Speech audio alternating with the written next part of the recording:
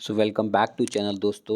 जैसा कि last blog में हमने दिखाया, वृद्ध जागेश्वर की तरफ हम जा रहे थे और फिर हमें रास्ते से वापस लौटना पड़ा। तो वो सबसे टफेस्ट स्ट्रेस वृद्ध जागेश्वर का, जहाँ पे हम फंस गए और आगे नहीं जा पाए, ये वो अब आपके सामने है स्क्रीन पे। अब थोड़ा तो स्पीड में ही रखियो, है ना? रोकियो ना, और सेंटर से लेता चल। थोड़ी सी हल्की सी स्पीड बढ़ा के रखियो। स्पीड पे लियो, थोड़ा स्पीड पे ले। पत्थर थोड़ा इग्नोर करते, कोई नहीं, ग्राउंड क्लियरेंस होगी। यही है वो सबसे टफेस्ट स्ट्रेस, जहाँ पे आप देख रहे हैं सूरज बिल्कुल भी नहीं पड़ रहा है, बर्फ़ जमी हुई है, ब्लैक आइस फॉर्म हो चुकी है और यहाँ पे चढ़ाते हुए बहुत दिक्कत हुई, गाड़ी स्किड कर रही थी। अब वापस जाते हुए इतनी दिक्कत नहीं लग रही है और देखते हैं हॉर्न बजाते हुए जा रहे हैं कहाँ तक। एक जीप आती है राइट हैंड साइड में, वहाँ तक हमको पहुँचना है, उसके बाद से स्ट्रेच ख़त्म होगा। तो धीमे धीमे और थोड़ा स्पीड बनाए हुए हम स्ट्रेच को क्रॉस करें। यही वो जगह है जहाँ फंस गई थी गाड़ी और बिल्कुल आगे बिल्कुल क्यूट मतलब लंबी हो गई थी, मतलब मुंह खाई की तरफ और बैक साइड में पहाड़ की तरफ पूरा उसका बैक चला गया था और हम लोग काफ़ी डर गए थे।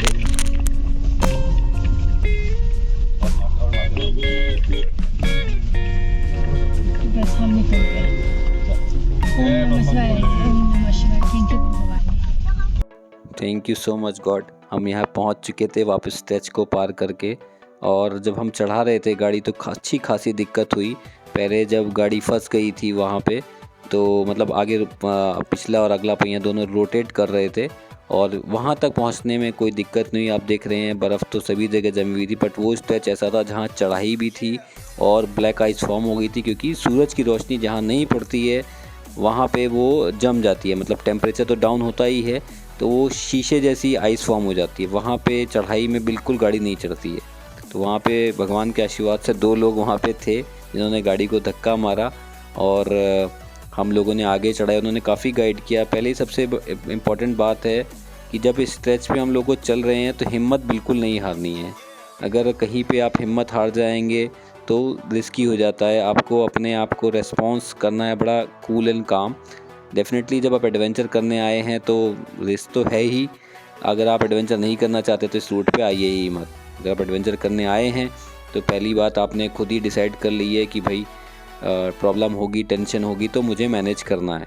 तो फिर परेशान मत होइए। उस स्ट्रेच पे आके थोड़ा सा शांत रहिए, कूल रखिए माइंड को। सबसे पहला सबसे इम्पॉर्टेंट है, क्योंकि अगर माइंड ही कूल नहीं हो गया और आपके साथ वाले लोग भी इम्पॉर्टेंट है, अगर वो साथ वाले लोग पैनिक कर जाते हैं या फिर आपके साथ फैमिली वाले पैनिक कर जाते हैं तो भी सिचुएशन ख़राब हो जाती है, क्योंकि एक पैनिक करता है तो बाकी सबको भी पैनिक बटन प्रेस हो जाता है।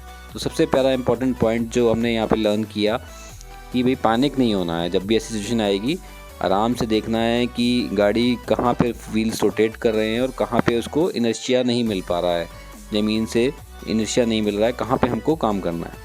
और सेकंड सबसे इम्पॉर्टेंट बात, जैसे ही हम ऐसी जगह फंसते हैं तो सोचते हैं कि थोड़ा दूर पीछे खाली जगह थी, वहाँ पे बैक कर लेते हैं। तो बैक थोड़ी दूर के लिए तो ठीक है, अगर 200 मीटर तक आप बैक कर सकते हैं, बट लंबा स्ट्रेच बैक करना बहुत रिस्की हो सकता है, क्योंकि जब आप बैक कर रहे होंगे और ब्रेक का यूज़ करेंगे धीमे धीमे, क्योंकि डायरेक्शन आपको प्रॉपर नहीं मिलेगी, तो वो बहुत रिस्की हो सकता है। आपकी गाड़ी मतलब ज़्यादा चांसेस है, 90-95% चांस है कि बच जाएगी। ऐसा ही हमें लोकल्स लोगों ने गाइड किया कि बैक तो आप बिल्कुल मत करिए, क्योंकि हम सोच रहे थे कि जहाँ जिप्सी खड़ी है वहाँ तक बैक कर लेते हैं, बट वो काफ़ी रिस्की हो जाता। उन्होंने हमें गाइड किया कि आप थोड़ा सा जहाँ पे मतलब आइस नहीं जमी हुई है वहाँ पे टायर को लेके आइए और एक मोमेंटम के साथ आगे इस स्ट्रेच को पार करिए। तो सेकंड सबसे इम्पॉर्टेंट पॉइंट कि मैं बैक नहीं करना ज़्यादा लंबा स्ट्रेच में, उसमें ज़्यादा चांसेस हैं कि आपकी गाड़ी लग सकती है। थर्ड सबसे इम्पॉर्टेंट पॉइंट कि आपको गाड़ी के व्हील्स को और मतलब ये ध्यान रखना है स्टीयरिंग व्हील को कि आप उस डायरेक्शन की तरफ अपना फोकस को लूज़ ना करें जब गाड़ी इधर उधर जा रही है कि मुझे कहाँ जाना है। गाड़ी के पहिए पीछे भी बैक साइड के इधर उधर रोटेट करेंगे, बट आपको कामली और स्ट्रांगली आपके स्टीयरिंग के ऊपर कमांड रखनी है और आप उस डायरेक्शन में बढ़ेंगे। तभी आप देखिए सुंदर नज़ारा, adventure, all those things comes only when you keep calculated risk. अगर आप कैलकुलेटेड रिस्क नहीं लेंगे, देख रहे हैं आप बिल्कुल पानी स्लश टाइप का चीज़ हो रखी है, आप देख रहे हैं सामने आपके बिल्कुल स्लश बना पड़ा है, और आपने जहाँ भी अगर थोड़ी सी गलती करी तो थोड़ी सी गलती पहाड़ों में माफ़ नहीं की जा सकती। मतलब वो काफ़ी नुकसानदेह और कई बार लाइफ थ्रेटनिंग भी हो जाती है। तो इसलिए बहुत सोच समझ के स्टेप्स को लेना है, इतना भी मतलब टेंशन नहीं लेनी है। तो थर्ड पॉइंट था हमारा इम्पोर्टेंट कि आप जो स्टीयरिंग के हैं उसको कमांड रखें, जब चला रहे हैं तो उसकी डायरेक्शन को बनाए रखें। फोर्थ, अगर कोई अच्छा आपके साथ में है, आपके साथ मतलब कोई फ्रेंड है या कोई है, तो वो थोड़ा सा गाइड करे, उतर के देखे। उतरने वाले को भी ध्यान रखना होगा क्योंकि जितना गाड़ी स्लिप करी तो डेफिनेटली आप भी स्लिप कर सकते हैं और आपको भी इंजरी हो सकती है। तो जो बाहर निकल रहा है उसको भी इस समझदारी से गाइड करना होगा कि मेरे कदम कहीं ऐसी जगह ना पड़े या जल्दबाजी के चक्कर में वो स्लिप कर जाए और फिर उसका भी नुकसान हो जाए, क्योंकि एकदम ही प्रॉब्लम हो जाती है। प्रॉब्लम मतलब गिरते ही जब आप बर्फ़ में गिरेंगे तो काफ़ी नीज़ में और आपकी हिप्स इंजरी हो सकती है। तो बहुत ध्यान से बैक वाले को उतरना है और उसको समझाना है, गाइड करना है। फोर्थ पर्सन मतलब वो भी कामली आपको बताए कि किस तरह डायरेक्शन में आपको करना है। ये एक बंदे का काम नहीं है कि ड्राइवर अकेले उस डायरेक्शन को आपको गाइड कर दे। It is fourth point is very important कि सेकंड जो बंदा है वो आपको गाइड करे।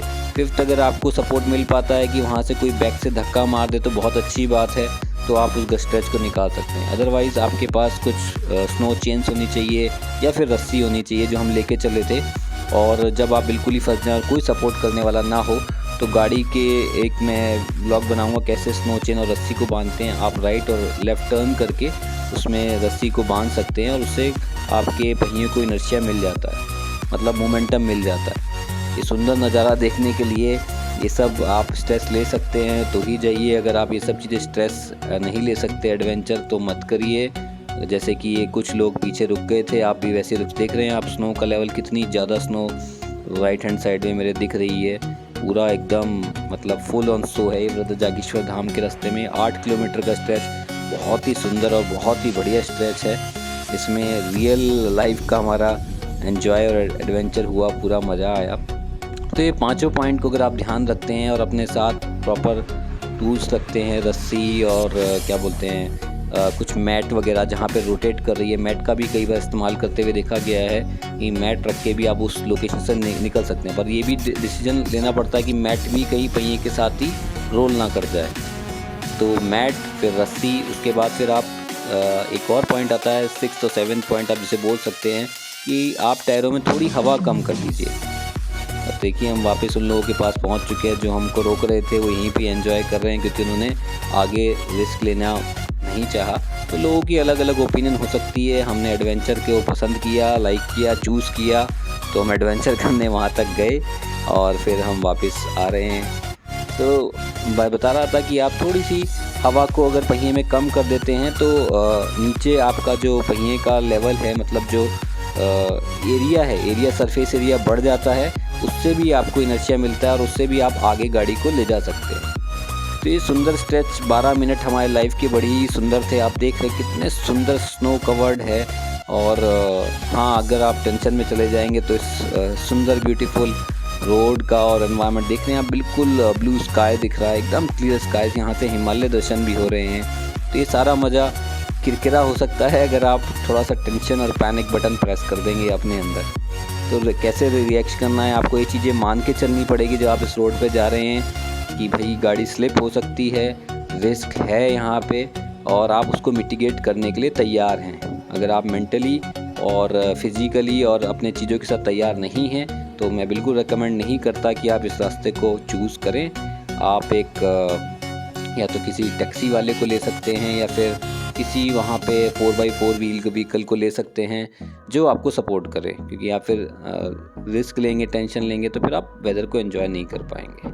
अदरवाइज़ आप अगर जाना चाहते हैं तो आप जा सकते हैं, ऐसा भी नहीं है कि गाड़ियाँ नहीं जा रही थी, कुछ ऑल्टो वाले भी आगे तक ले गए थे। बट हाँ, बहुत कम लिमिटेड लोग थे। जो आप देख रहे हैं पूरे 12 मिनट के इस 13 मिनट के स्ट्रेच में हमको एक भी गाड़ी वहाँ जाती हुई आती हुई नहीं दिखाई दी। लास्ट व्लॉग में भी कोई गाड़ी नहीं जा रही थी और ना ही कोई गाड़ी आती हुई दिखाई दी। हम अकेले ही इस रूट पे चले थे।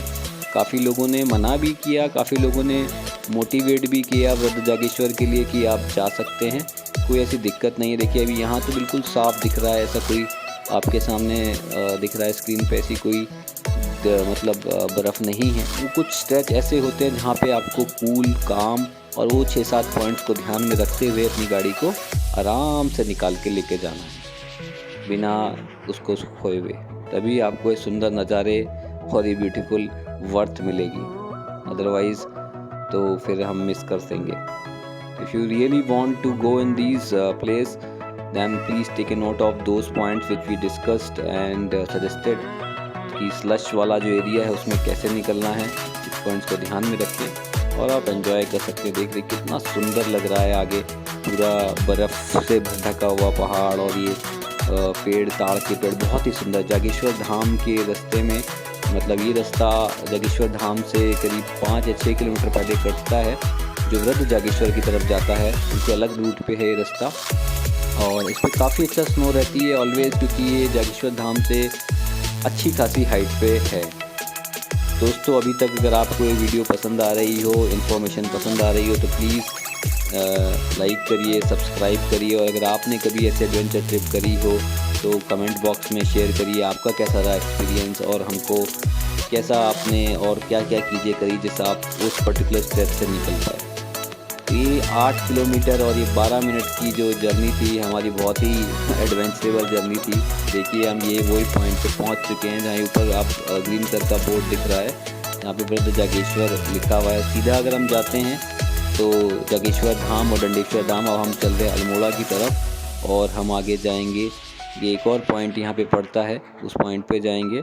अब ये सुंदर नज़ारा यहाँ पे अल्मोड़ा जाने वाले रास्ते पे इतना कोई ख़ास बर्फ़ नहीं पड़ती है, ये इतना नीचे की तरफ है, और ये रोड भी काफ़ी ठीक ठाक है, और बर्फ़ तो यहाँ भी है लेकिन उतना नहीं जितना वृद्ध जागेश्वर वाले स्ट्रेच जो है 8 किलोमीटर का उसमें पड़ती है। बहुत ही सुंदर व्यू है लाइफ का, one of the wonderful experience.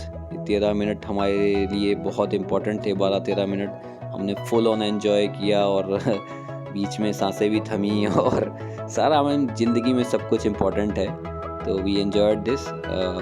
सो आपसे रिक्वेस्ट है, please do like, share and comment and share your feedback for this video, और चैनल को सब्सक्राइब करिए, सपोर्ट करिए। हम आगे भी ऐसे ही एजुकेशनल और ब्यूटीफुल नज़ारों के साथ वीडियो आपके साथ लेके आते रहेंगे। So thank you so much दोस्तों for watching this and giving your valuable time and feedback for this. I really appreciate for it. Thank you so much दोस्तों। तो मिलेंगे आपसे फिर नेक्स्ट व्लॉग में, नेक्स्ट डेस्टिनेशन की तरफ। तो हम बढ़ रहे हैं अल्मोड़ा की तरफ। Thank you so much.